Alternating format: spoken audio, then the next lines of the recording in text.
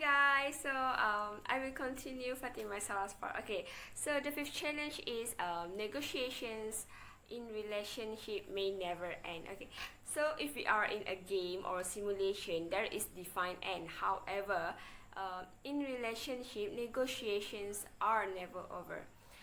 The parties are often constantly trying to renegotiate all agreements or issues that never settle firmly, and or maybe it was settled but in favor of one party only and not the other. So this challenge may have several consequences. So the first consequence is parties may defer negotiations over tough issues in order to start on the right track.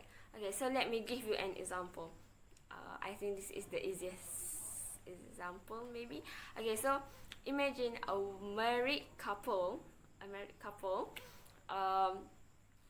thought that their relationship will be over in 2 years. So they might make sure that they each got what they wanted during they are married. So in addition, they could probably have a specific agreement about who gets what, and so on. So however, if the married couple expect their relationship to last forever, they might mingle all their property and assets, in hope that everything will work out in the future. Second consequence is attempting to anticipate the future and negotiate everything upfront is often impossible. Let me give you an example. Two young entrepreneurs who decide to go into business together can't possibly anticipate all the outcomes of their common efforts and what the issue they should consider if they decide to separate in 5 years.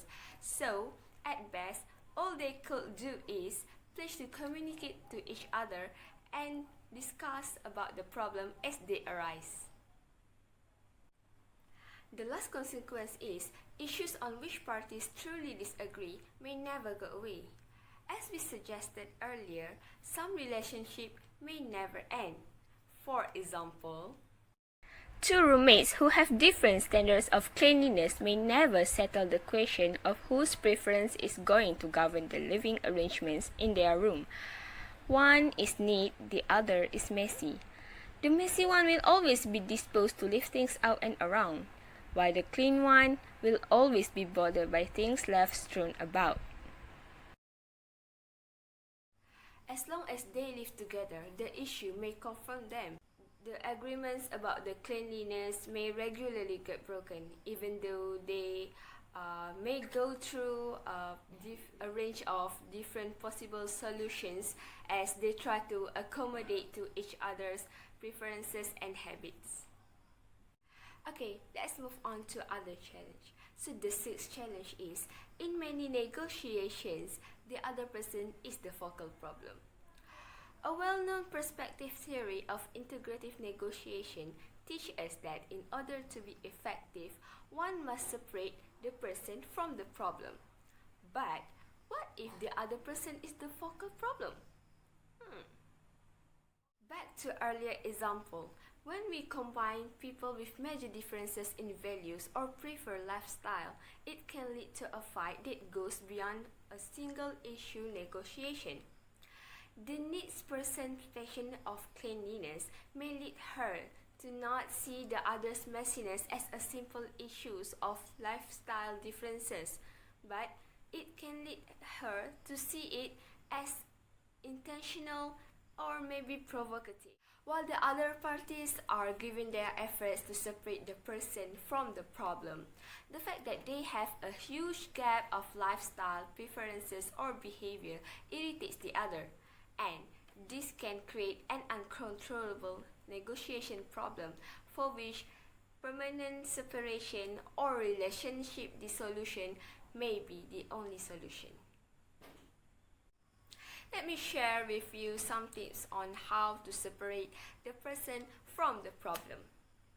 First, treat every relationship like it will become the long-term relationship, because you never know when will the person that you are negotiating with will become your workmate, or maybe your neighbor, or maybe your in-law.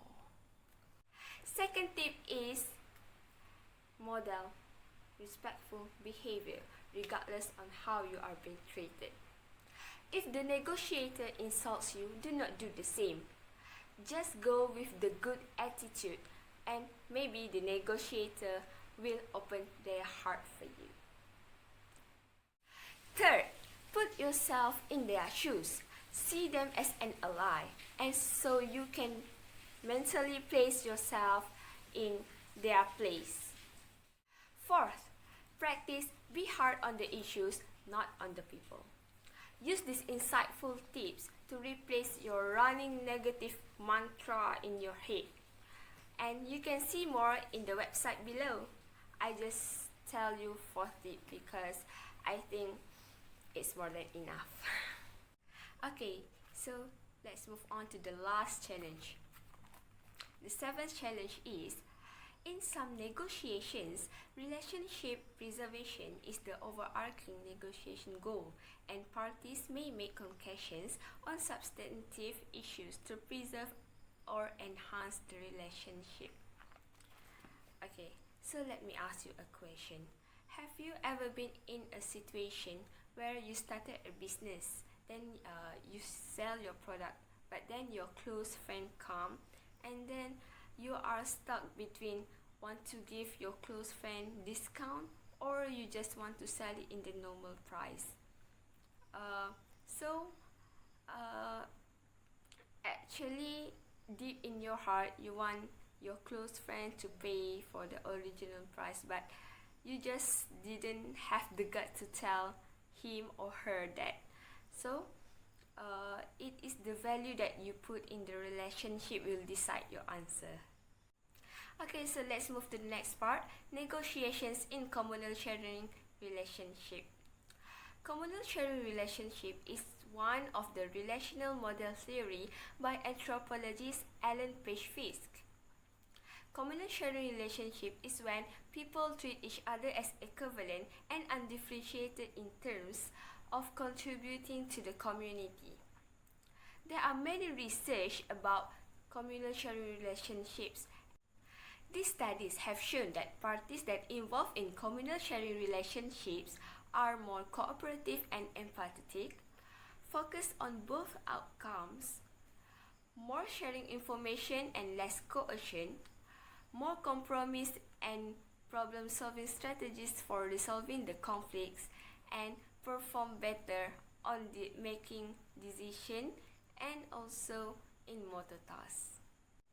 I think that's all from me. Let's move to the next presenter.